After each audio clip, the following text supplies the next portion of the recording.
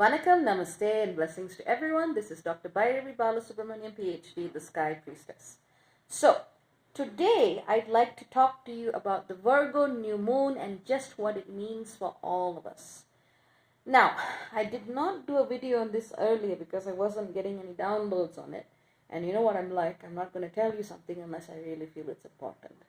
So when we look at it through the traditional lens of astrology, Virgo is very much about, whether or not it's the new moon, it's an energy that has to do with planting seeds, being practical with the way we manage our resources, our time, our daily energy, looking at our health, looking at rituals of service and maintenance and all that kind of stuff. But if we were to look at the history of the Virgo archetype, and I remember when I started writing on astrology, there was comparatively very little information on this, and I think that I and other astrologists just kind of simultaneously picked this up. Traditional astrology has had a very negative interpretation of Virgo. It's the nitpicky, shrewd, neurotic, imbalanced type of feminine archetype that is typically the projection that women get, especially when they are being too, how do I put it, I can't even say it anymore in the same way, but in the past, this was how, women were reflected upon. If they were people who asked too many questions, if they were people who were strong and who just did not, allow themselves to get labeled on and projected on in so many different ways. So if we were to actually look at the Virgo archetype as an empowered archetype, and to do so, we can actually use historical references to, hearkening back to times when feminine priestesses, when feminine soothsayers, when women were actually seen to be as beings of mystical and spiritual power whose words were respected. When we look back at the archetype of Virgo or the Virgin of those times, we get an understanding of just what this energy is all about. And it's an energy that is self-possessed. It's an energy that has an integrity in and of itself. And in that sense, it is what the Virgin actually meant. It does not exactly refer to notions of puritanism or closing up one's sexuality, but rather the idea that a woman was able to stand in her own right as her own being and make all of those decisions for herself. That was what a virgin actually meant in those times. I mean, if you were to look at the institution of the Vestal Virgins, for example, in Greco-Roman times, they were still permitted to marry and have children after they finished their service and their tenure. But more often than not, they tended not to. But there is a long and multifaceted history or herstory to that. But the archetype of the Virgin, priestess, facilitator is one that comes with elements that certainly need to be reclaimed and elements of shadow that we are all collectively reclaiming as we tune back into the story of the feminine.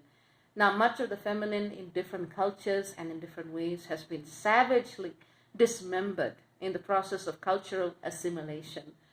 Quote unquote, conquering.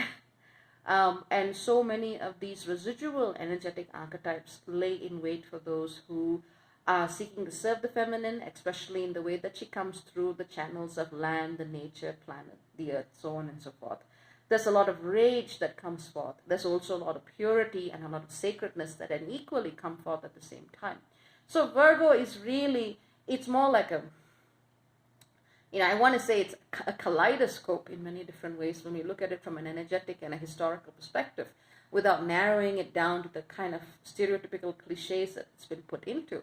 And this connection of land, feminine, goddess, awakening, planetary consciousness is all coming back to tie into this Virgoan energy that's already very strong in the skies with Mercury, Juno, divine feminine, the Sun, Mars, the Moon, and Venus all situated in Virgo at the same time. Now note, just because I'm saying feminine, I'm not just talking about women. The feminine is an archetype that is found in all things. It goes beyond our secondary sexual characteristics.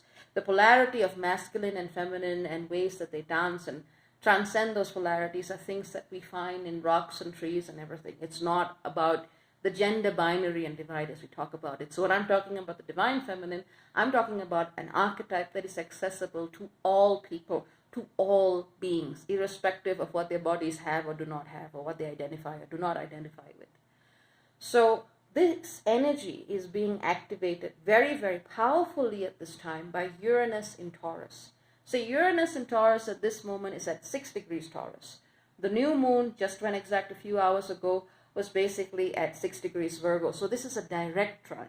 There is a direct blast of energy coming from Uranus that is helping us reactivate these deeply embodied archetypes of feminine memory, consciousness, trauma, gifts, everything that has been metaphysically and in some case literally buried in the earth beneath us. This is a very good time for us to be looking at these planetary calls of awakening and how they tie into old cultures and mythologies and traditions that have been suppressed for so very long.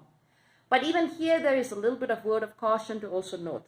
Many people tend to project and often end up tarnishing the very archetypes that they're trying to bring back by writing their own stories of dismemberment and disempowerment into archetypes that need to be liberated from those constraints for them to fulfill their own true potential. This is not to say that our journey of working with the feminine should exclude our own pains and our own experiences. It is to say that it is a journey that needs to be one that is healing not only for one who seeks these answers, but also the archetypes that we are working through and working with at the same time. There is a co-constructive relationship between what we call deity and what we call humanity, and every other living being and force on this planet, and we all intersect and interact with one another. I mean, I am famous for not going to a lot of places people call sacred just because people project too much of their own stuff. And I see that, especially when people talk about journeying with the divine feminine. A lot of the time, it's about them. What I have seen in facilitators who do work with the feminine is that the first thing they learn is that the story of the feminine is their story. It is not a reason to recreate old traumas, but to actually look at the issues that are in requirement of healing and remembering, and to work on that process of healing and transmutation, rather than using the name of the feminine to perpetuate further discord and disharmony. That is a key distinction that I see, even with facilitators who work with much traditionally understood as fierce goddesses, such as Kali, for instance. It still comes from a place of love. It still comes from the place and face of healing. So this is an energy that all of us can work with profoundly at this time. This energy is going to be in the skies for quite a while, I dare say throughout the rest of September. This is where we, through our connection with our bodies, with the histories of the earth that we stand upon, with our willingness to remain, with our throats open, our hearts open, our third eyes and crowns open, able and willing to receive this information and to ground it into ourselves and the land that we stand on. I just happen to be in the Himalayas right now. I don't exactly know why I agreed to come here, but being here, the sacred territory, and looking at the history and the land and the stories of the feminine that have certainly been suppressed for a very, very long time here, it was the right Uranian door for, just try to burst into my consciousness and give me the juice for me to share this message with you. So, that's what's going on right now. This is the energy that is informing all of that we do right now, and bring this piece of consciousness with you in all that you do, all that you touch, all seeds that you set at this time, because this is where we can collectively allow that journey of remembering, healing, and awakening to be one that nurtures and nourishes all, rather than one that destroys and distracts and turns into a psychotic, neurotic bitch type of energy. We don't need that. So yes, there is a place for rage. I'm not saying that there isn't, but too often the rising and awakening feminine kind of gets pigeonholed into that. I mean, if you're interested, you can look at some articles and videos of mine that I've done over the past few years, talking about the way the archetype of Kali has been in some ways,